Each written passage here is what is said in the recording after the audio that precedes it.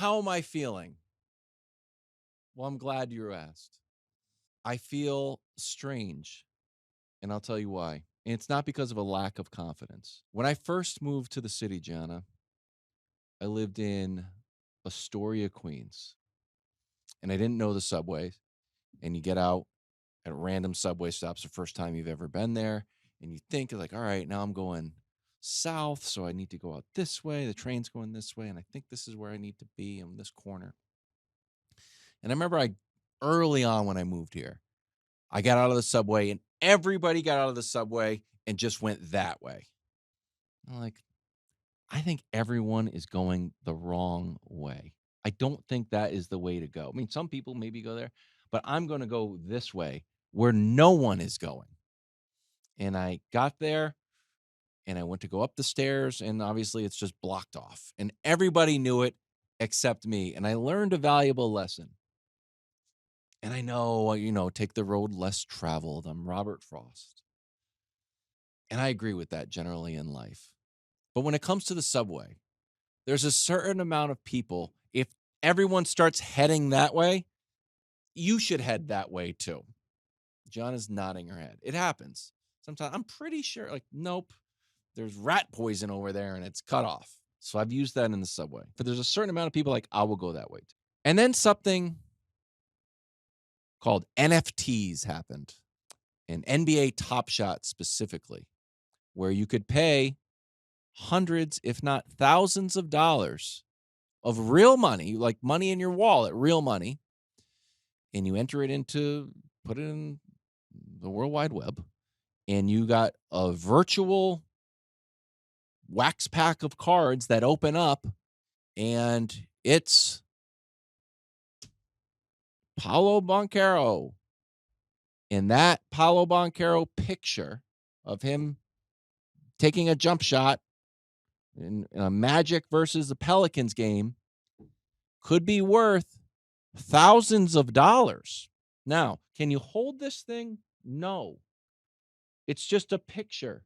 Could you just take a screenshot of it and say, it's valuable because everyone told me it's valuable. I said, I don't know if that's valuable. Like, you don't think it's valuable? I just sold my Jalen Suggs card for $500, and here's real money. Okay.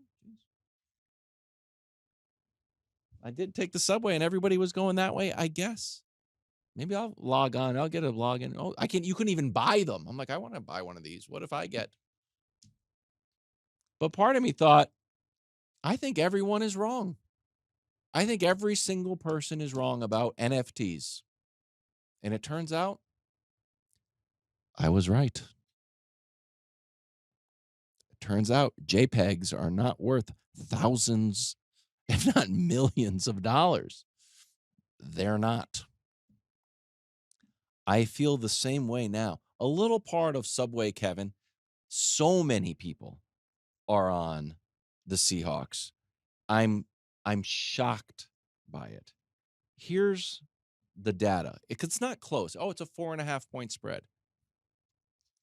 NFL.com, there was 24 experts. 21 people picked Seattle. In Bristol at ESPN, 59 experts, 49 picked Seattle. The 10 people who picked the Patriots, 2 of them, Teddy Bruschi and Jason McCourty, played for the Patriots and are friends with Mike Vrabel. So they're picking the Patriots regardless. So it's probably just 8. Sports Illustrated, 9 of 10 people picked Seattle. Oh, well, that's not bad, 10%. Connor Orr, who I believe at one point worked in and around the Patriots, is picking the Patriots. I'm like, gee whiz, I'm picking the Patriots, but am I just colored by growing up in Connecticut and rooting for the Patriots? Or is everyone wrong? Yet again. And I told Gianna, I'm not trying to come off as unlikable and smug. I'm trying to have a Ryan Reynolds. No, not Ryan Reynolds. Trying to be like Gosling in The Big Short is what I'm trying to get to. He's right. He knows he's right. And everybody is wrong.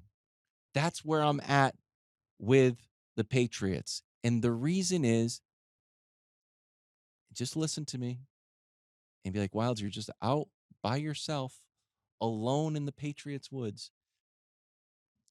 Everyone has been wrong about the Patriots all year long. It started with the offseason, where we gave and offered Chris Godwin $30 million more than the Buccaneers. And Chris Godwin said, no thanks. And there was two reasons, both involved taxes. One, Massachusetts taxes. Nothing I can do about that. That's take that up with the legislature of the Commonwealth. Two, what was referred to as the bad team tax. If you want me to come play with an unproven quarterback in the cold, I'm going to need more than $30 million extra dollars. He turned it down. So the Patriots then had to settle for Stephon Diggs, who the experts told me was washed and wouldn't be ready for week one. And also would be a problem. He is not washed. He had 1,000 yards. He was ready for week one, and he's been awesome. And he also has brought Cardi B to several games. The fact that Cardi now rides for the Patriots. So then the draft. Okay, we've got the draft. I was told by the experts that Will Campbell has small arms, and he's not going to be effective. He started mostly every game, hurt his knee, but his back has had a little bit of a rough playoff go, but he has been playing three of the most dominant defenses in the entire league. So, yeah, it's been a little rough. The guy's got a hurt knee, but I was told he wouldn't be effective, and he has been effective. Then the schedule comes out. 49ers had the easiest schedule. Patriots had the second easiest schedule. I said, oh, geez, that sounds good. But the experts told me, hey, you know why you have the easy schedule? You're looking at it through the Patriots' eyes. Other teams are circling the Patriots as their easy game. I said, you know what? That's a fair point. Maybe, everyone's going that way. Maybe I'm wrong. I was told the Patriots couldn't make the playoffs. Then about halfway through the year, looks like they're going to make the playoffs. I was told we couldn't win the AFC East. Here comes Josh Allen, friend of the show.